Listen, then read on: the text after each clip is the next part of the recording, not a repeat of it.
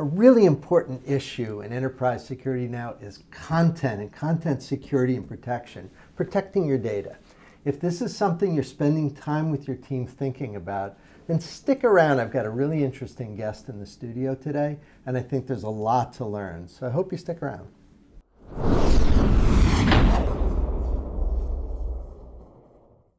Hi, I'm Ed Amoroso from Tag Cyber. Nice to see you. Welcome to our discussion today. Got an interesting guest in the studio with me. It's Ravi Srinivasan, who's the CEO of a very cool cybersecurity company called Votiro. Ravi and I have known each other a long time. Welcoming him to New York City, I want to learn something about not just his company, but also about protecting content and data. So, Ravi, I want to welcome you to our studio. Nice to see you. Nice to see you too. Hey, before we get into this kind of tech and zero trust and all the topics, tell us about the company. What do you guys do at Votiro? Yeah, at Votiro, we're a content security company. We call ourselves Zero Trust Content Security. Our focus is on helping organizations disarm and deliver safe files wherever the users are interacting with them or applications are interacting with it, right? Yeah. You know, it's funny, with zero trust, so many companies describe zero trust. They'll come in, we'll interview them. And I always think, I'm not sure that really applies, but in your world, it applies perfectly. Like the idea that I've taken away the perimeter wall, it exposes what you've got. And you guys, you're one of the solutions for that. So thank you for doing zero trust properly. I think that's a breath of fresh air. Tell us a little bit about your journey to the company. Again, you're a veteran in this industry. We've known each other a long time. Tell me a little bit about your, what prompted kind of this path to Votiro for you. Sure. Yeah. I mean, I've always been a cybersecurity product guy for a long time. Right. I did identity and access management in early days, and that's where I got to work at with IBM. You. Yeah, indeed. Yeah, and I got to work with you about 15, 18 years ago. I'll be darned. Good old days of identity and access management, implementing more of a security infrastructure capabilities, right? For me, as I've helped organizations transition their portfolio to the cloud, consuming and also going to market as well, right? I had an opportunity when I met the chairman of the board at Votiro and the founder of the company. And the founder had a very interesting story, right? He was a pen tester before, flying around the world, poking holes at every customer's network, right? And he would start a day on the Monday, and then he would get to like a Wednesday of the week, and then he would go, okay, let me send a file named resume to HR team, a file named data sheets to the marketing team, a file named terms and conditions to the legal team. And 100% of the time, they would open it. Open it. And I said, wait a minute, we're on to something. Cybersecurity is that easy to get customers or people to open files. Yeah, right. And then what happens, right? That's a great way to start the kill chain. So when I talked to the chairman, I really liked the technology and the way they've implemented the capability. And I said, this is an interesting opportunity. And for me, it was a great opportunity to be a first-time CEO as well. So I met the board members and joined them about a year ago. So a lot of people watching will be familiar with kind of a traditional concept, this content disarm and reconstruction, CDR. It's a term we've used. You guys take that to the next level. So help me understand, what do you guys do to make these sort of files safe for use? What is it that you're doing? Yeah, I mean, if you look at files today, but 70% of the malware found in files are of unknown variant. Yeah. I mean, just think about it. If that is all unknown variant and users are clicking them to get access to those files, that's a great way for bad actors to get in, right? Yeah. And start the process, right? So what we did at Votiro was to look at the problem from the user perspective. The user needs a consumable file, right? What does that mean? It has to be with full functionality, right?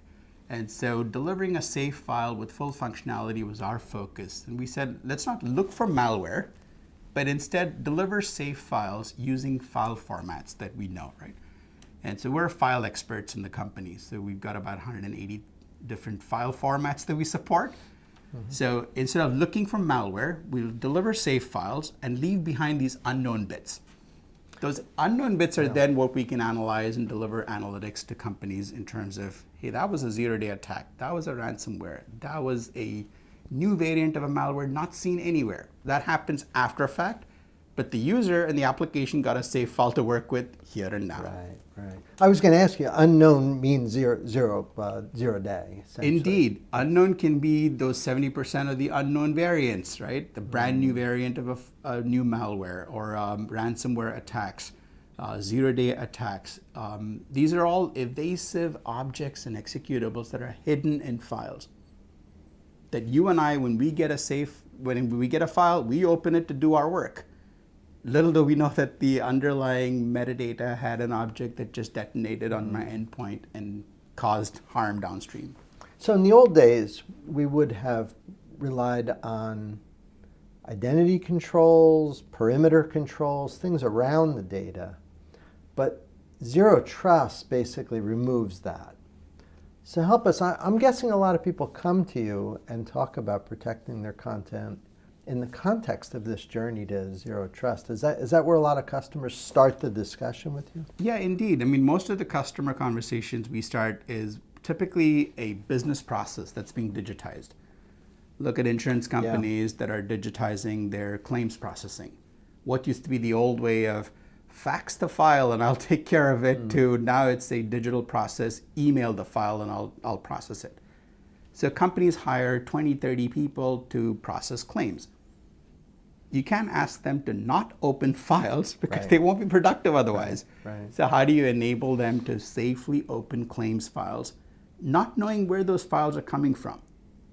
Right? That's the true sense of zero trust. We're saying we won't trust who uploaded the files into the claims processing system, who uploaded the files into a mortgage processing system, who uploaded files in law firms into all these case discovery systems. So we're cleansing the files before a user gets to open them safely. The algorithms for cleansing, are they complicated? I'm curious how they would work, how you'd find, because unknown means unknown. Like how do you pick up the variants and things? There's a lot of deep technology that's applied, including machine learning in the technology, and content disarm capabilities evolved over the last 7 or 8 years now, right? Early days as content disarm was, I'll just convert every file into an image and that'll be safe. It's like, yeah, it is very safe, but not very usable. No. But now there's a lot of good tech that we've developed and in the marketplace applying artificial intelligence and machine learning so that we can preserve usable components, preserve macros, preserve the use of functionality, and yet deliver safe files without the embedded objects and embedded executables inside of a file. Seems like a great application for machine learning because there's a lot of data. You guys have looked at billions of files or something. It's a gigantic number. So there's a lot of data there. And if you can build models that train and identify patterns, then I guess that's the best way to find zero day because there's no signature, right? You don't have anything to hold on to. Yeah. You've got to be able to predict. It must be pretty exciting work doing the Indeed, algorithms there. indeed. Yeah. I mean, machine learning is the heart of how we do macros today, right? If you look at every financial services companies, and we process over 7 billion files to date, and when you look at those macros being used, we have known set of macros that companies use in their modeling and in their Excel spreadsheets, right? And so we've taught our machine learning algorithms how to look for macros that are benign and delivering those as safe files. We've done similar technology even for images as well. Because you see a rampant use of images to hide malware in them and every season it happens, right? Right now we're watching the World Cup right now, and you'll start to see a lot of images come from Qatar saying, here's the new latest brand new pictures of what's happening in the stadium, right? And so being able to ensure that those images are safe as well, so the files can still be used, but cleanse them using machine learning. So an obvious use case for you guys has been email. That's a given. But I think it's expanded from that. Tell me a little about some of the use cases beyond just sort of the early use of email. There's data lakes and other things. Where's your tech being applied. Indeed, just in the last 12 to 18 months with the hybrid working, with collaboration with users wherever you are, with automated sort of digital interactions, we've seen just explosion of use cases. I mean, we started off initially with email, that companies would typically download files. CFO needs a safe attachment or a safe zip file or a safe password protected files. How do you deliver them safely? That used to be about, I would say 4 or 5 years ago, the predominant use cases. But now we see file uploads being a big use case. Companies set up a data lake quickly, populated with millions of files. How do you know those files are safe for you to use? Another one is data-rich platforms like collaboration tools like Box and Dropbox. And people start to put a lot of content. Marketing teams will put content and say, I just put it up there. You can download it. How do you know it's safe for you to download from these public sharing sites? The most recent ones are companies setting up like Amazon and public cloud data lakes. Mm-hmm. And there, what happens is developers quickly put stuff in the data lake. You don't know if they're putting digital certificates, you're putting personally identifiable information in them. And so we've developed technology. Think of us like the water treatment plant, cleansing all the water that goes into a lake. So applying that same analogy to data lakes. You know, you shared with me a prior discussion a little bit about proximity and this idea that the security should be more intimate with and closer to where people are for content, where they're actually using it. That's a subtle concept. Maybe you can share with us what you mean by this idea that the security should have some proximity with the actual usage of data. What does that mean? Yeah, I mean, look at the mindset, right? I mean, traditional mindset of security teams that have been deploying defense in depth approach have always looked at this as, hey, I will just block the file and let the user come to me and then say, release the file, and I will do them on a risk-based approach, right? Today, the world is moving so fast with all the digital services, and if I'm a user and I need a file, I'm looking for other ways to get it. I'm not waiting for IT to release the file, right? And so this is where we're saying there's a mindset change from a defense in depth to getting services closest to where the users and applications reside, where the content resides, right? And so in that approach, we're saying here's an opportunity for service providers to deliver security as a service close to where the data sits. That's where security, like what we do, work really well, where we can help organizations, users receive safe files. Organizations, applications can receive safe files, right? And these are, now that with the good tech right now, with the application of the API-based services, it's possible today, right? Let's talk about the platform. Is it fast? I mean, I would imagine it needs to be, right? You can't do this sort of thing slowly and slow down people and affect productivity. What are some of the characteristics of the platform that have been important for you in the market? Yeah, for us, since we sit very close to where the users are, we have to deliver services in milliseconds. Can't slow things down, right? You have to be in the workflow of the user. You have to be in the workflow of the applications, right? And so the tech itself is delivered as an API-based service. Got it. We deliver it so that customers can adopt them in a flexible deployment model. Either they will adopt our cloud-based services, or they'll adopt them as a virtual appliance running closest to where the data store is. So you can run it somewhere in proximity, or it's a SaaS kind Indeed. of. Yeah, got Indeed. it. Yeah. So we have organizations that deploy a large Snowflake data management platform, and they would adopt our API-based service to cleanse them in real time, in line, so that the files are then cleansed and dropped into the data management platform.